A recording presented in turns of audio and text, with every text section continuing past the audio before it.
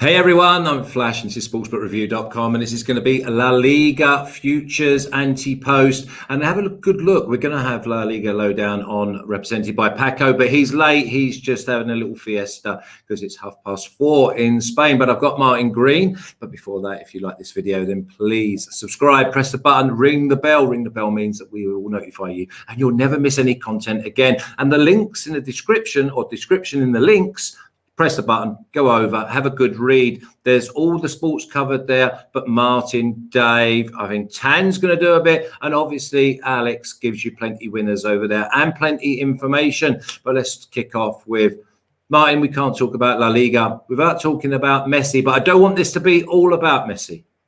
Okay, yeah, it's obviously the big story of the summer, isn't it, in Spain? Will he, won't he?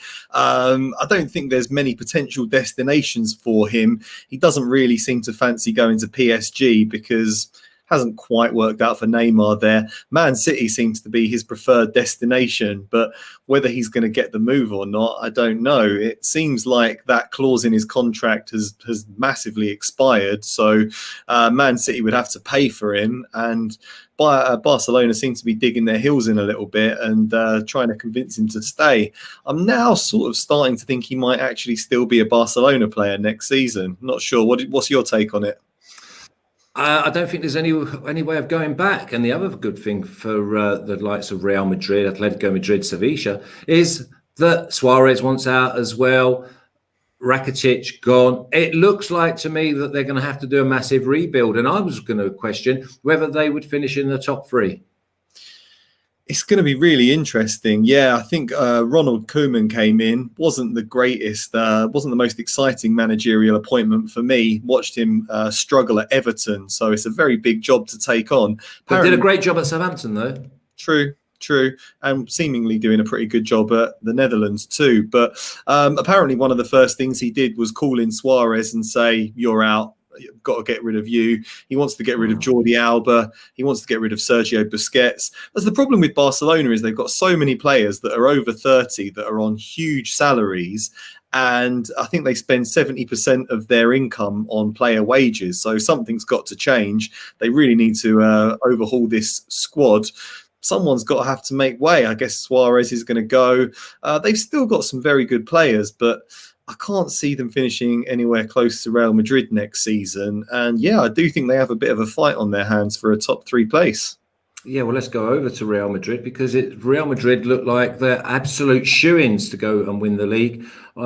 Continuity seems to be right there. They seem to just do enough.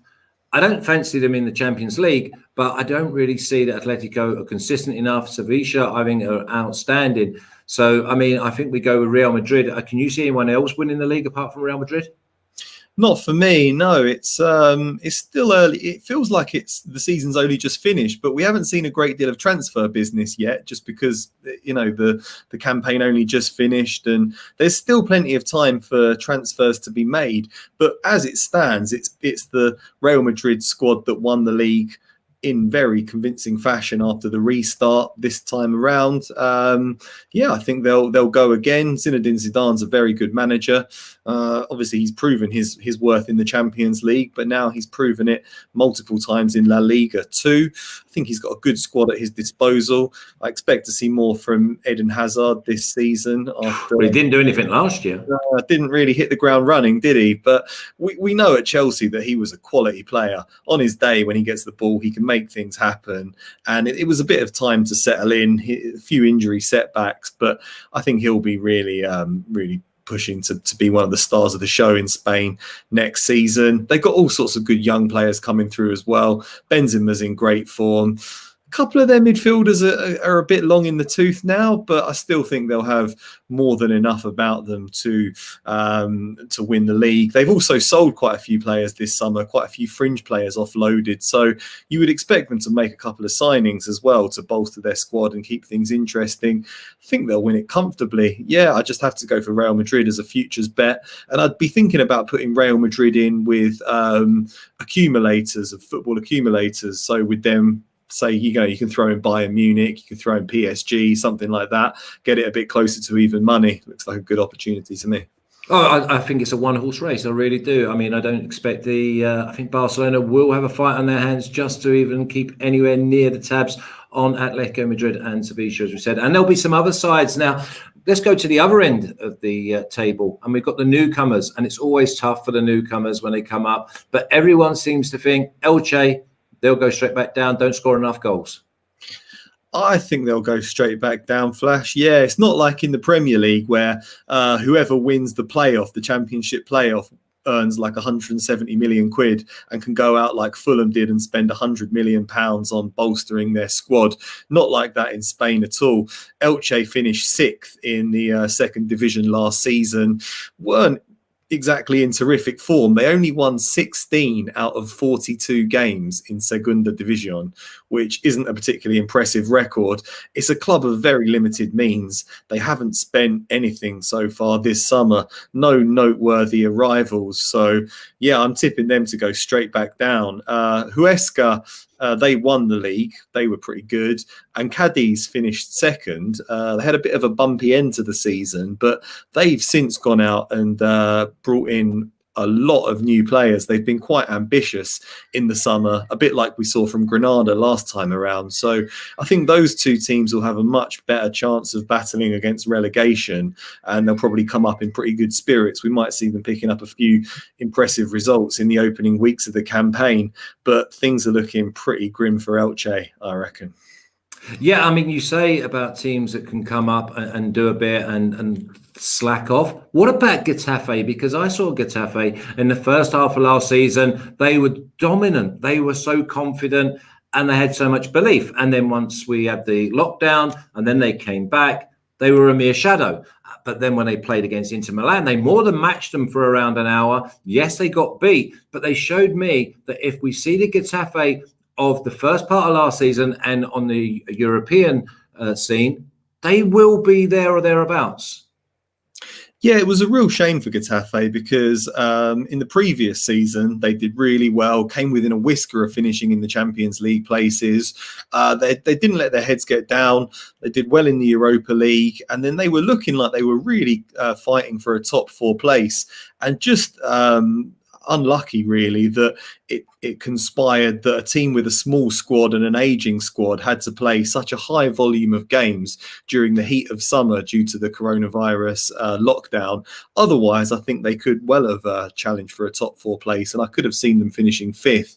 As it was, they plummeted down the table, and it was pretty bad, and that could affect their mentality. But they seem like a pretty strong, together group of players. I fancy them to do better next season now that they've got a bit more time to recuperate in between matches.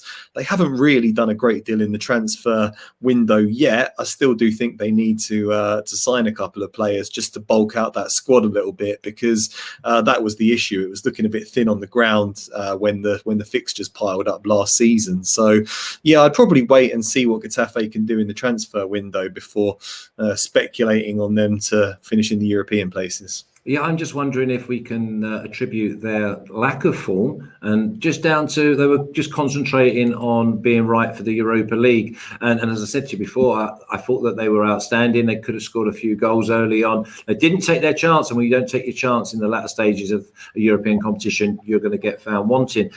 What about some other sides? I mean, I know that you like Real Sociedad, there's Villarreal.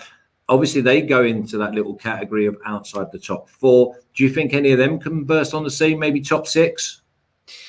Yeah, I think it's going to be hard, to be honest, to knock last season's top 4. I think they'll be the top 4 again. Although Barcelona are in sort of chaos right now, can't see them finishing outside the top 4. That would be a bit too spectacular, a fall from grace. Real Madrid, we know, are going to be there. Atletico Madrid, we know, are going to be there. And I really think this is an improving Sevilla side. I think they can fight. They can fight for the top 2 or 3 places. So yeah, the interest really lies just below that. I think Valencia are going down. They not down. relegation down? Not getting relegated, but Oh. down the table for me. I can see them finishing mid-table at best. They've already offloaded a few key players. Danny Parejo's gone. Rodrigo's gone to Leeds. Torres has gone to Man City. They're really balancing the books, and I don't think they're going to do much next season. So I wouldn't worry about them. That probably leaves teams like Villarreal, Real Sociedad, Getafe fighting for that 5th place. And Bilbao, remember? Bilbao, they had an unbelievably home record.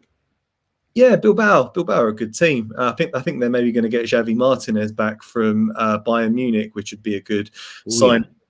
Just such a limited talent pool that they can choose from. They're only allowed to sign Basque players, so you can't exactly go out and buy whoever you want is the problem. So they always seem to be sort of mid-table, upper mid-table at best. Villarreal are an interesting one because they've brought in Unai Emery. He seemed like a very good manager during his time in Spain, won multiple Europa Leagues with Sevilla. Couldn't really turn it on at PSG. And then there was a bit of promise in the early stages at Arsenal before it all just totally fell apart for him. So his reputation's taken a bit of a battering. His main problem at Arsenal seemed to be that he couldn't communicate with the players. That's definitely not going to be an issue at Villarreal. He has got a good team at his disposal, but I guess they're gonna miss Santi Cazorla and whatnot. So I fancy Real Sociedad perhaps to go for that 5th place. David Silva is a fantastic signing. We've seen him turn it on in the Premier League for the past decade. Guardiola was desperate to keep him at Man City, but he said he didn't want to do that. He wants to go back to Spain, play with his countrymen, and enjoy the last couple of years of his career. But he's still a world-class player on his day, and at a bit of a slower tempo in Spain. I think he'll really thrive. They've got some really good players around him, like Oyarzabal, and they've got a decent striker who can score goals. So I can see them maybe finishing 5th and keeping things interesting. But I'm going with the same top 4 as we had last time around. Okay, so we're going to go with obviously Real Madrid to win the league. Now, if Real Madrid are going to win the league, then we've got to expecting goals from Benzema. Can we look beyond Benzema to be top scorer in La Liga next year? Not really. I mean, it all depends if Messi stays. If Messi goes, then you've got to look at Benzema, really. He's going to be the centre forward for the best team. He's not been overly consistent. He's been pretty consistent in front of goal, but he's never had huge goal scoring seasons until last term. He was obviously overshadowed by Cristiano Ronaldo, but he is going to be the main man there. He'll benefit from very good service. So I think he looks like a pretty good bet, to be honest. Don't see who would knock him. I mean, maybe Joao Felix could have a breakout year. I was going to say the same, but his breakout year will be he'll make more assists because obviously he shares his time with Costa. But that Atletico Madrid, they do not go and beat teams 4-on-5, and they rotate. And when they rotate, that means that you're going to have a player that you cannot guarantee is even going to start. No, exactly. Whereas unless they make a big signing in the summer transfer window, you've got to expect Benzema to start week in, week out. He was extremely impressive last season. Luka Jovic looked like he had really good potential, but hasn't been able to force his way into the team. I think there's been a few disciplinary issues off the pitch with him. So, it doesn't look like he's going to knock Benzema out of the team anytime soon. They might buy someone, but right now Benzema seems to be the main man. And I'm not sure if any bookmakers have released odds on top goal scorer yet for La Liga. No, or the relegation. They're really sitting on the fence, and obviously we'll be going through the La Liga games next week. This is where we want to we want to jump the queue and get ourselves a bit of value for the season. But apart from Real Madrid winning the league, and now we've got to wait for Messi, because obviously if Messi stays, we're going to get a better price about Real Madrid. And the big thing for me is, even if Messi stays, I still want to be with Real Madrid, Martin. Yeah, I mean, I just can't see Barcelona winning the league, even if he does stay. He was obviously there last season. He had his best season ever in terms of assists. He still scored a lot of goals, and it still wasn't good enough for them. They've made a couple of interesting signings. You know, they've got Pjanic coming into that midfield, but you know, the same problems are still going to be there. The fullbacks are aging. You know, the centre backs. Everyone's just getting too old now, sadly. Sergio Busquets was one of the world's best midfielders in his day, but his day is long gone, I'm afraid. And yeah, some of the players that they've got, like Rakitic, like Vidal, they don't have the energy to play the high sort of tempo game that you need. And yeah, I can just see them coming short. I mean, they'll still be good. They've got Griezmann, who is a very good player. Well, he didn't do enough. He comes into the Eden Hazard for me. I think that last year, both Griezmann and Hazard. And the thing is, I had this theory that when they were basically at Chelsea or they was at Atletico Madrid, they had the ball all the time. They were the master chef in that restaurant. But now all of a sudden, they've just become a sous chef. They just have to help. They just have to do their little bit. And they did. I don't think they liked it. Obviously, Hazard had plenty of injury problems. But for me, Griezmann's got to step up and become the next Messi if Messi leaves. And I don't believe that he can do that. So for me, let's wrap it up. Real Madrid win the league, yeah? Yeah. With or without Messi at Barcelona? For me, yeah. Elche go down. Yeah. I love that. I might even have a little look once the books decide to put the prices up. The Elche finished bottom. Okay, you're going to go with Sociedad. I'm going to go with Getafe as the surprise side. I think Getafe, they showed me enough. I think they can be top six. I quite like Sevilla to become second. I mean, if they do betting without Real Madrid or do betting without the top two, I think Sevilla will be the side. Their belief, they're young. And tactically, I think they're hungry and the belief's great, Martin. Yeah, you can get 3-1, 4.0 plus 300 on Sevilla to win without Real Madrid and Barcelona. Yeah, I love that. Atletico Madrid are the 1.67 favourites there. There's no value there, is there? Not really on Atletico Madrid, no. I mean, it's going to be one of those two teams for me. So you can hedge your bets and make sure. Well, you take the plus 300 now. Yeah. And then at some stage, if they get ahead, then obviously Atletico, then they'll become plus money. So that means you can just lay off and have a free bet. Yeah, you'd expect Sevilla to make a strong start to the season. They were unbeaten after the restart in Spain, went on, won the Europa League. They've had a few weeks to rest now. There's going to be a few fatigue issues, but yeah, I expect them to start the season pretty strong. So yeah, you could see the odds pushed out on Atletico Madrid and get some good value over the course of the season on that market.